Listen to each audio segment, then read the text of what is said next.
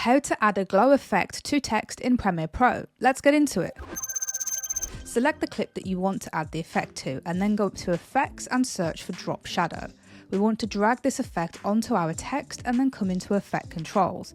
We're going to change the shadow color to white. We're going to keep the opacity at 50%, leave the direction at 135, change the distance to 0, and then change the softness to 10. We're then going to select this effect and then copy and paste it within Effect Controls. We're then going to change the softness to around 50.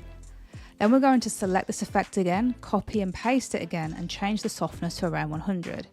You now need to continue doing this until you are happy with the glow effect on your text. I'm going to take mine to around 150. Once you're happy with the amount of glow that you have, we can now move on to changing the colour of this glow. We can do this by coming into Effects and searching for Tint.